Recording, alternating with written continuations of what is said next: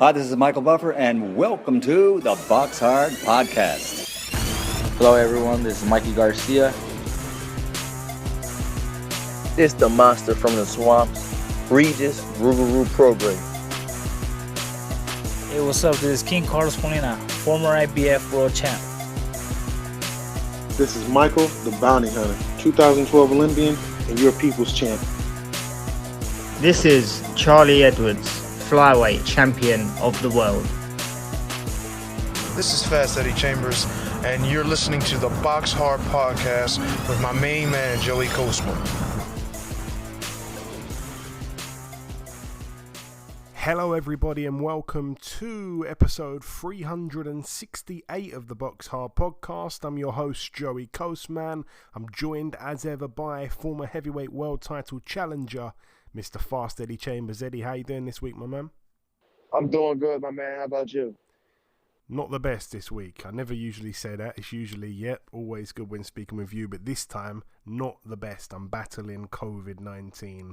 It's the second time I've had this now, so it's hit me kind of hard. Feeling a little bit better today. I think I'm on day 3, so I feel a little bit better. But yesterday and the day before, I was just in bed all day in the dark. It was horrible.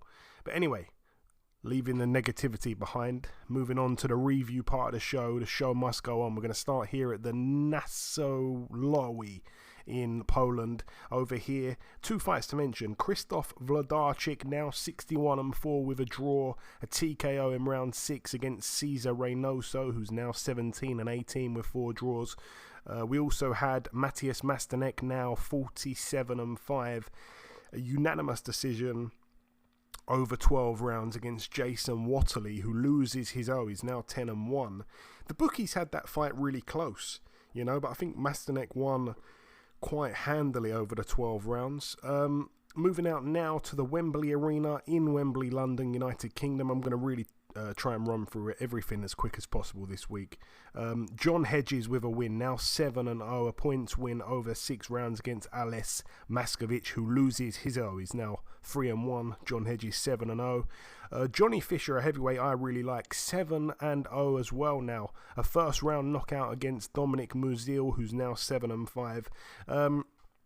I've said it, I think, before. Johnny Fisher, I think he's got quite good feet for a big guy, very big puncher as well, so he can kind of plant his feet and land big bombs, and then he can also, move really well. He's not like a stationary target, I don't think, and I've heard behind the scenes he's got an excellent chin, and I think he's got a bright future. Still very young, obviously he looks a lot older than what he actually is. I think he's about 22 or something crazy like that. Elsewhere on the card, Katie Taylor, now 22-0, unanimous decision over 10 2-minute rounds against the previously undefeated Karen Karabahau, who is now 19-1. She loses her that one was for the IBF, WBA, WBC and WBO lightweight world titles. I expected Katie Taylor to win that one on points, and she did. What else did we have? We had Ellie Scottney, another kind of predictable one for me. She was able to win unanimously over 10 2-minute rounds for the EBU European Super Bantamweight title against Mary Romero of Spain, who's now 8-3. Scottney now 6-0. Good win for her. I think she's looked really good, in particular in her last couple of fights. I think she's getting better. Obviously training under Shane McGuigan. And also we had Gary Cully move to 15-0. He got in there with the undefeated Yarde Belmedi, who's now 16-1 with 3 draws. A lot of people losing their O's on this card, it would seem. But yeah, Gary Cully with a first round knockout. I don't think anyone really expected that. Gary Cully, as I said, certainly a really exciting prospect. He's about 6'2". He's a lightweight. He's huge and he can bang. And that's the thing. We don't often see fighters in boxing who are really, really tall for the weight, but can also crack. That's not really something that we see hand in hand. Usually someone who's really tall is a boxer most of the time. They're not someone who stands and bangs and can really crack. Usually they're not really big punchers. That's just the rule. But no, he really can punch, and he proved it once again here with another great knockout. And then, yeah, we also had Jordan Gill losing again. He's now 27-2 with a draw and a win for Kiko Martinez. He's now 44-11 with 2 draws. It was for the EBU European Featherweight title.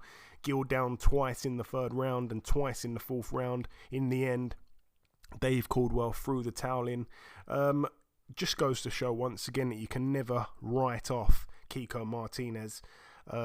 He was a 6-1 underdog at one point during the early parts of when the fight first could be bet on, but then on the actual day, if you tried to bet on it on the day, it went right down to 2-1. So a lot of people were backing Kiko Martinez with the bookies and stuff. So yeah, great stuff for him once again. You just can never ever write him off. And as for Jordan Gill, I mean, I think he's been exposed a few times now. He's been exposed even in fights he's won, I think. But to get to the European title, you know, he's been a European champion. I think that's a brilliant achievement in itself. So I'm not hitting him too hard. I don't want to kick him when he's down, but yeah, you know, he lost convincingly, and obviously isn't at that level if you needed reminding.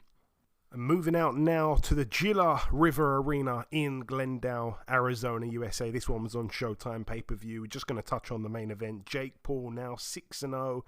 A unanimous decision against Anderson Silva. Anderson Silva down in the 8th and final round. Anderson Silva now 3-2. Still, obviously, has a lot of his old moves. When we talk about his old moves, I'm kind of referencing his time in the MMA world rather than boxing, because I never saw much of his boxing fights. He hasn't had too many, obviously, but yeah, I mean, Jake Paul won handily, and this was a fight really that the bookies were struggling to see who the favourite was. I know that you watched it, Eddie. Again, we're going to keep it brief because we haven't got all the time in the world, but what did you make of Jake Paul's performance? And, you know, for me, he legitimizes himself again just a bit. Yeah, I mean, each win at this point, you know, the better the competition and you get another win, it's going to make you look a little more, you know, qualified to be where you are as a fighter. But, you know, it's a 47-year-old man, you know.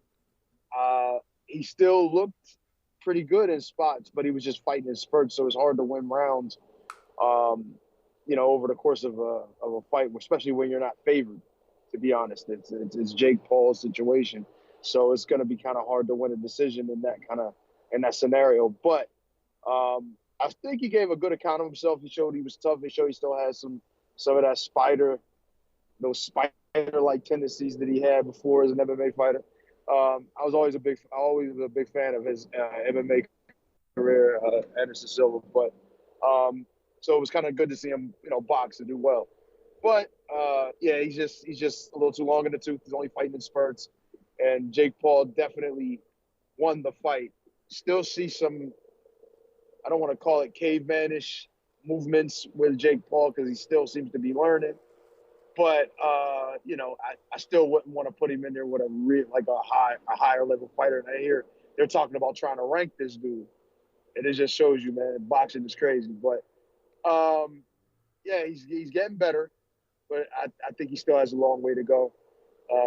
Rest of his career is going to definitely be interesting, though. So looking forward to seeing what happens. And moving on to the Pechanga Arena in San Diego, California. This one was on DAZN, of course. On the undercard, Alexis Rocha, now 21-1. A unanimous decision win for him over 10 rounds there against Jesus Campos, who's now 24-4. That one was for the WBO, NABO welterweight title.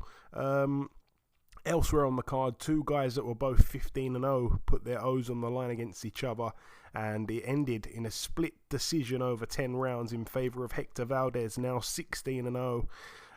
So yeah, good win for him. And the main event, Joseph Jojo Diaz, now 32-3 with a draw. He lost unanimously over 12 rounds to William Zepeda, who's now 27-0. Diaz cut below the left eye in round 4 and cut on the right eye from a head clash in round 6. Zepeda just outworked Diaz really from the get-go. I've said it before, Diaz is too high up in weight. He's obviously got ability, but He's constantly fighting naturally bigger guys, and maybe I want to say doesn't train as hard as he should, because he's made some poor choices in his career. We've seen him miss the weight plenty of times. That's why he's up at this weight here, up at lightweight. Really, the guy was a featherweight, wasn't he? So, yeah, he finds himself at lightweight. 2 losses in a row now. The last time out to Devin Haney, this one here to Zepeda, who solidifies himself once again as one of the best contenders out there at 135. But yeah, Zepeda deserved the win, deserved it wide, and a lot of people fancied Diaz to win and couldn't understand why Zepeda was the favourite, but he proves to those people why he was the deserving favourite. And yeah, I think he's a real threat to some of the top guys. People were talking about him getting in there with Gervonta Tank Davis. I like all those fights. I think he's earned his shot, really. And yeah, beating Jojo Diaz, I think, is enough, along with the other things he's done. I think that's enough to get a shot. And there are still some other big fights that can be made at lightweight between the contenders. For example, people were talking about Zepeda getting in there with Pitbull Cruz. So we'll see. But anyway, moving out now to the Madison Square Garden Theatre in New York, USA. Over here, let's start with the undercard. Nico Ali Walsh, now 7-0, unanimous decision over 6 rounds against Billy Wagner, who's now 5-3. Richard Torres Jr. with another knockout. This time went into round 3. I think that's the first time he's gone into round 3, if I'm not mistaken. But anyway, he's 4-0. A TKO there against Ahmed Hefny. Elsewhere on the card, Rabisi Ramirez now 11-1. A TKO in round 9 of a scheduled 10 against Jose Romero, who's now 26-3. And the main event, Vasyl Lomachenko now 17-2. A unanimous decision over 12 rounds against Jermaine Ortiz, now 16-1 with a draw. I really liked Ortiz's attitude. He didn't have any overwhelming respect or overbearing respect for Lomachenko. He didn't show him much respect. He fought aggressively. Obviously, the size was with Ortiz. He was a much bigger guy. Lomachenko, I think, was cut on his cheek in the second round, which we don't see very often, especially to see him marked up or cut that early in a fight. Lomachenko did look a little bit rusty for me. Of course, the fight clashed as well with Diaz and Zepeda, which was kind of dividing my attention a little bit. But as the fight wore on, Lomachenko's experience, I think, shone through in the end. But at times, Lomachenko could not get into his rhythm. Officially on the cards, he won the fight 7-5, 9-3, and 8-4. I didn't actually score it because, again, it clashed with, I think, that Diaz-Zepeda fight, and also another card I was watching as well. But I felt it was a close fight from what I saw. And maybe, I touched on it last week, Eddie, those trainers I mentioned, maybe they did know a thing or two that I didn't know, because I felt that stylistically it was a bad fight for Lomachenko. That's how it looked to me. And maybe Ortiz is maybe one to keep an eye on for the future. He put in a good effort there against Lomachenko. What did you make of it, Eddie? Yeah, I agree 100%. I thought Jermaine Ortiz showed really well. I thought he did as good as you could have asked somebody, fighting a guy like Lomachenko with so much experience, so much skill. He really did prove that he belongs in the upper echelon in that division. Like you said, he had the size advantage, and I think he utilized it well at times. But, of course, Lomachenko is Lomachenko, and he's going to figure out a way, as we've seen over, time and time again, for the most part. He did look rusty. He did look like he had a little issue in different spots early and into the middle rounds. He was like, you could see, rounds were close, and he was just a step slower in certain points. But as the fight got closer to the end, he started picking it up. It was like he started finding his rhythm late, and it was kind of, if you think about the Lopez fight that he had where he lost that one, it was kind of not necessarily exactly the same or mirroring it so much. It was just the pace of it. Kind of, he waited. He was kind of like hesitant early, trying to find his footing early, and then turn it on at the end. It was, you got that much time in between fights, and you got other things on your mind, and it makes it a little bit, difficult to get, solid into a fight, especially early on when you're not as sharp. But all in all, great fight. I love what Ortiz did, and he is one to watch in the future. And I'm I still want to see what Lomachenko could do as he, moves into the further, in the latter part of his career too, and see if he can keep up this run that he's been on. I do just want to say, before we move to the next card, I felt during the Torres and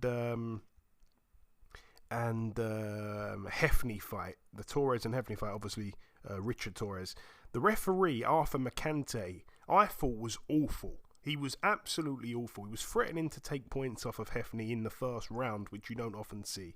And also, like, I've never seen this happen before, and I don't know if you saw it, Eddie, you probably didn't, but what happened is Richard Torres was obviously coming forward, trying to get the knockout, trying to put Hefney on the ropes. Hefney had his back on the ropes, and the referee was so close. This is before anything's even landed. It's not like he's about to stop it for any reason. Like, he hadn't even been knocked down at this point. The referee would stand to Hefney's, like, he would be so close. He'd be blocking an exit route, really, or an exit route, if I'm talking American, for Hefney. So he would block him from moving to one side. And then Torres would kind of obviously cut off the ring on the other side. And it's like he had nowhere to go. Like, the referee was assisting Richard Torres in pinning Hefney down. Time and time again. And was threatening to take points in the first round, like I said. And there was another time where the referee grabbed hold of Hefney while Torres hit him. Like, literally, made him defenseless for a second. And then, of course, he ended up taking a point in the end. I couldn't believe it. It was such a bad performance from Arthur Mercante Jr., especially in the heavyweight division. He put that man in so much danger. So I just want to throw that in because that was disgraceful. And moving out now to this one, it took place on Sunday at the Premier Ballroom in Richmond Hill, Canada. Over here, Junlong Zhang, the undefeated Chinese heavyweight, was 19-0 with 18 KOs. He loses his He's now 19-1. He got him with a guy called German Montez, who's now 8-4. And basically, I believe there was a cut on Zhang, and he was stopped on cuts in round 3. So he loses his and that's a bit of a shame, really. Moving out now to the final card to mention of the review part. This one took place on Tuesday, November 1st at the Super Arena in Saitama, Japan. It was on ESPN Plus, if anyone did tune in. We had Jonathan Gonzalez on the undercard with a unanimous decision over 12 rounds for the WBO light flyweight world title against Shokichi Iwata. He loses his He's now 9-1. Gonzalez is now 27-3 with a draw. Shuichiro Yoshino now 16-0. A win there by KO in round 6 against Masayoshi Nakatani, who's now 20-3. That one for the WBO Asia Pacific lightweight title. And the main event, the unification, Kenshiro Teraji now 20-1, a TKO there in round 7 against Hiroto Kayaguchi, who loses his He's now 16-1. So Teraji, now the unified champion, holds the WBA and WBC World Light Flyweight titles. So great stuff there for him. And also I should mention as well on that card, Junto Nakatani as well, 24-0 now, unanimous decision there. Over 10 rounds against Francisco Rodriguez Jr., now 36-6 with a draw. That's it though for the review part of the show. The final thing for me to do is to welcome this week's special guest. Ladies and gentlemen, please welcome the former light heavyweight world title challenger. It is, of course, Mr. Craig Spider Richards. Craig, welcome back on the show, my man. Thank you for having me on the show. Thank you as always. Always a pleasure, Craig. So we last spoke back in April. At the time, you were just a few weeks out from your fight with Josh Buatsi. Me and you had spoken so many times about that fight before it was officially made. Obviously, then it was made. We did a short interview. And I don't think I've spoken to you on the phone since the loss. First things first, how have you been? Yeah, I've been good. Back in the gym, crafting, preparing for the next contest and living my best life. And tell me, looking back now, Craig, what do you feel went wrong in that fight? Or maybe a better question might be, what could you have done better? I don't think anything went wrong. It was a close fight, opinionated sport, boxing, isn't it? It was a good fight, and it is what it is. Joshua Buatsi is a tremendous fighter. We put it on the line, and yeah, it was good. He got the nod on the night, and yeah, that's boxing. And my last question on Buatsi. I was there from my seat, which wasn't necessarily ringside. You seemed to have a huge round 8. Buatsi looked in a world of trouble, but you were the one who was actually in the ring and looking into his eyes. How close were you to, dropping him, or I don't know, maybe even stopping him? He looked like he was in a lot of trouble from where I was sat.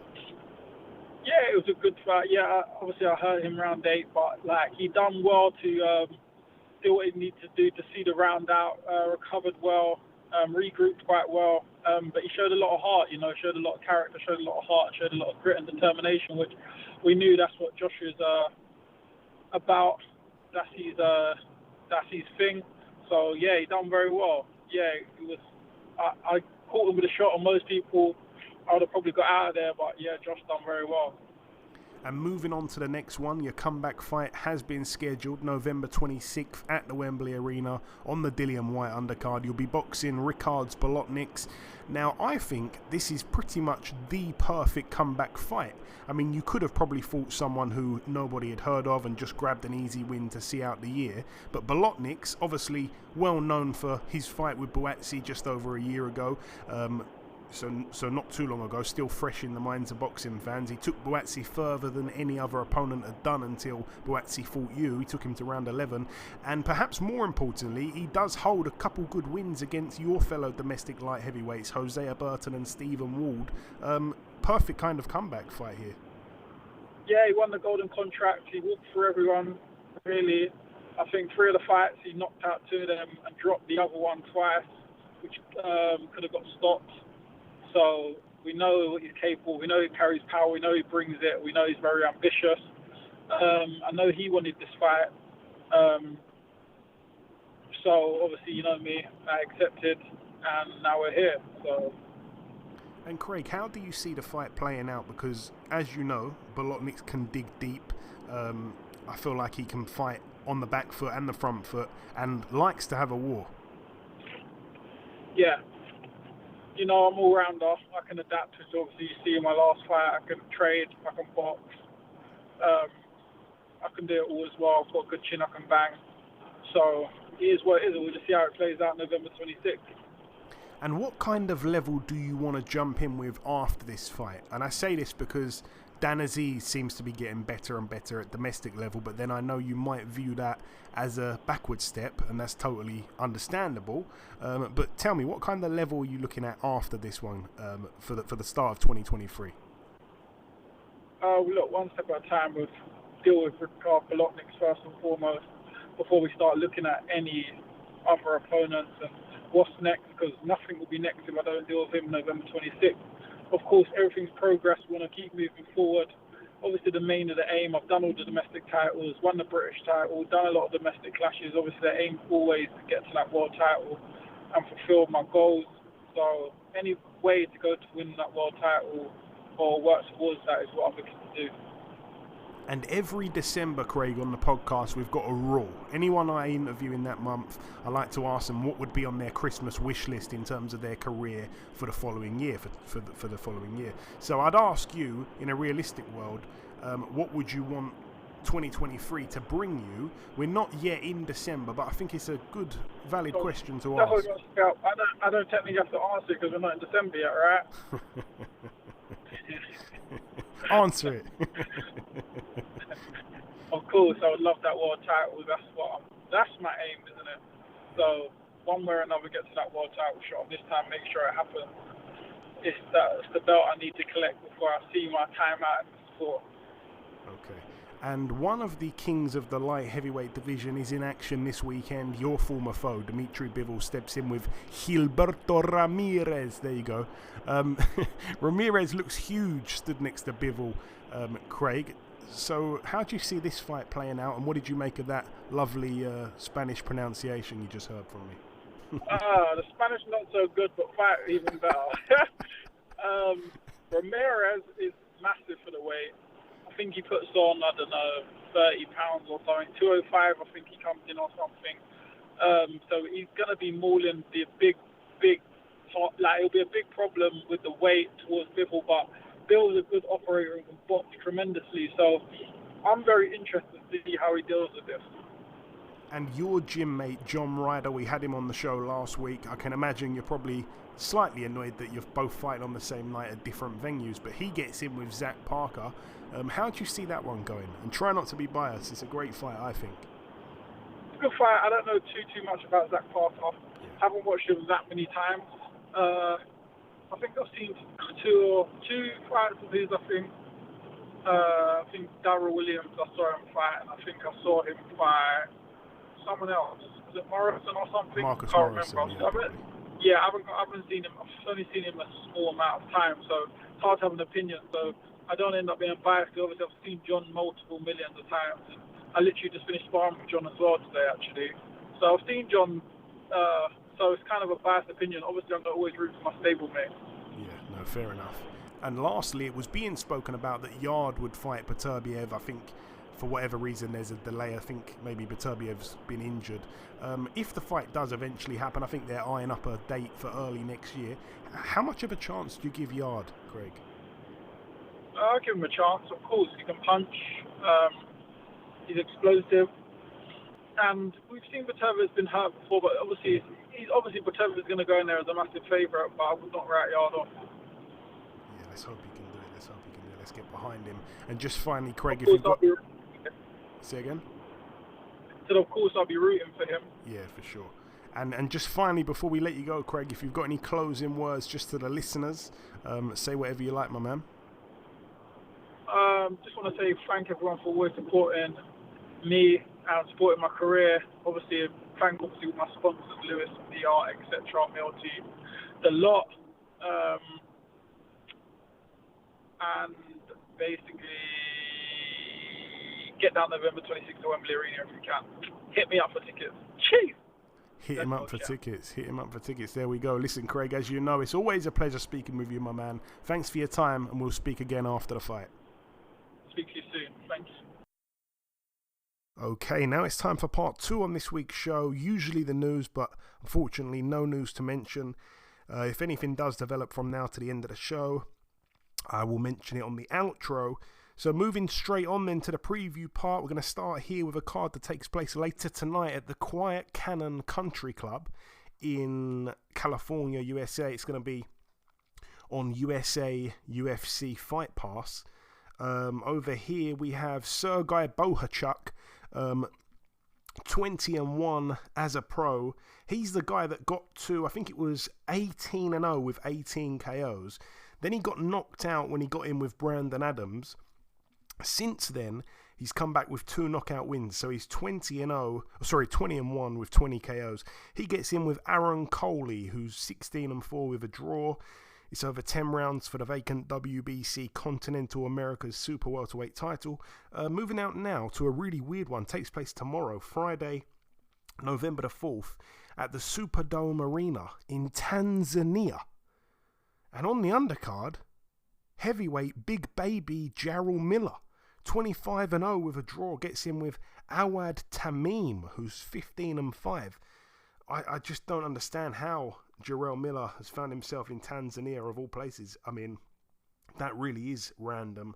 And the guy he gets in with, this Awad Tamim, been a pro since 2003. So been a pro for, 19 years. 38 years of age.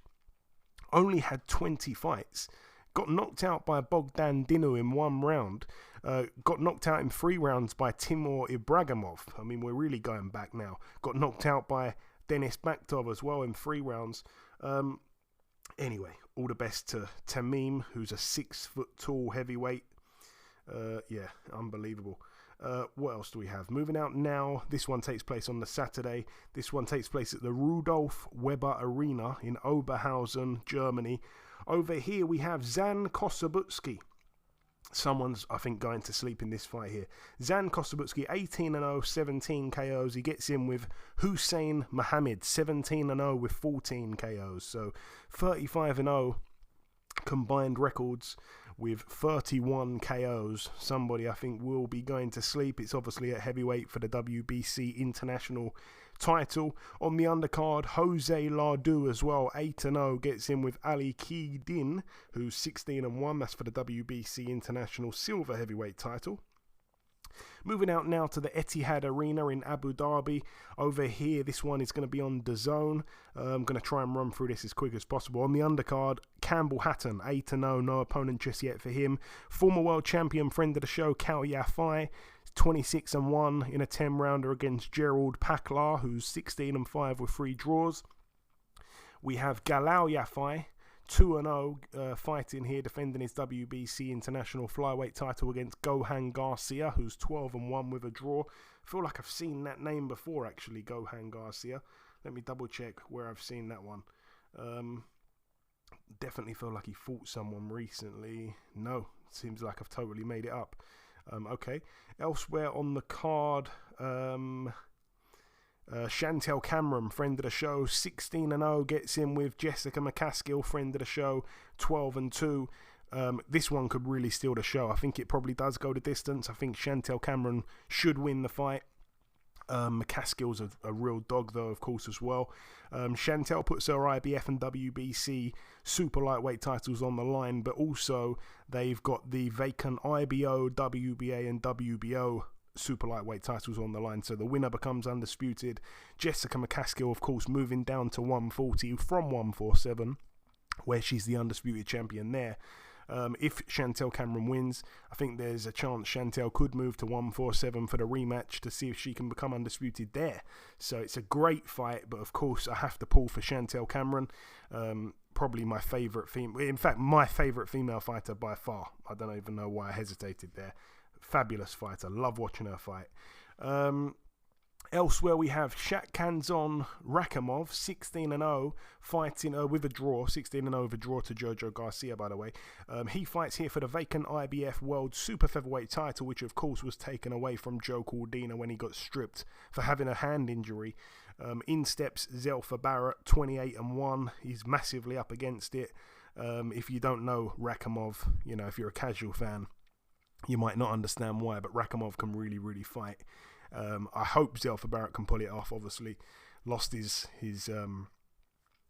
brother, of course, who got murdered years ago, and a lot of people really kind of supported him since then. And then recently lost his mother as well, so hasn't had any good luck outside of the ring. So I hope that he can turn it round and obviously, you know, do something amazing for himself, for his family, and for Manchester. And the main event, Dimitri Bivol, 20-0, the first time he's fought here since beating Canelo. He defends his WBA Super World Light Heavyweight title against the undefeated 44-0 Gilberto Ramirez, who I think probably has the longest undefeated streak right now in boxing, certainly at the top level at least, that's a fact. Eddie, give it to me quick. We're running out of time, of course, but Bivol, excellent boxer, shown it to us time and time again, but the size is with Ramirez. Ramirez looks huge, and he hasn't yet put on his infamous 29 pounds overnight yet. Well, this is interesting. Honestly, I haven't seen a ton of stuff from him, but like you said, he is a big guy. And I think Bivol is going to be in a slightly different situation than he was with Canelo, obviously, being that he's going to be outsized in this fight. So his skills are going to have to really shine through. This guy's got obviously a winning heritage. He's been doing it like you said, he probably has the longest streak in boxing right now. And we're going to have to see if Bivol's, I don't want to say, dare I say, awkward boxing style is going to work in this fight situation here. I think he has the ability. I think he's obviously in that position for a reason. He's beat Canelo for a reason. So I expect that he's going to do good things in this fight, and I'm looking forward to seeing what he does. Yeah, I'm looking forward to it too. Bivol's the massive favourite, which I think the odds are a bit wrong on that. I don't think he's that big of a favourite as what they're making him. I think you've got to put about $60 down to win $10 on top. So he's a massive favourite. But moving on to the final card to mention, it takes place at the Armory in Minneapolis, Minnesota, USA. Over here it's going to be on Showtime. A few former champions on the card. We've got Julian J. Rock Williams, 27-3 with a draw, getting in with Rolando Mancia, who's 18-11 with a draw. Julian J. Rock Williams coming off 2 back-to-back defeats, of course, to Jason Rosario, and then the unexpected one to Vladimir Hernandez, which was 13 months ago now. So, it's a tough one for him. Haven't seen the opponent fight just yet, but I think Williams seems like he's really almost at the end of his career. We also have Andre Durrell, 28-3, getting in with Unieski Gonzalez, 21-4. Gonzalez, last time out, was seen getting in with Gilberto Ramirez, by the way. We have Jason Rosario, the Banana, 23-3 with a draw, getting in with Brian Mendoza, who's 20-2. That's over 10 rounds there at middleweight. And the main event, David Morrell, 7-0, defending his WBA World Super Middleweight title over 12 rounds against Aidos Yabosinuli, whose name I've probably completely butchered, but he's 16-0, and I've got to be honest, haven't seen a second of him fight. So I'm going to hold my hands up and apologise in advance because I've got no idea how good he is. But what that means is that we're going to get through this part of the show much quicker. So anyway, that wraps up the preview part of the show. In part 1, we did the review part. We had our special guest, Craig Spider Richards, really good friend of mine. And then in part 2, we did no news because there was nothing there. And then we wrapped up just there with the preview part. The final thing for me to do is to come in with the outro, which I'll do in just a few seconds. Okay, and this wraps up episode 368 of the BoxHard Podcast. I've been your host, Joey Coastman. Eddie Chambers has been with me for the duration of the show. A huge shout out to this week's special guest, the former light heavyweight world title challenger, Mr. Craig Richards. The biggest thanks of all, though, goes out to you, the listeners. That's about everything from myself. Enjoy your weekends, people. Stay safe, and we shall see you all again next week.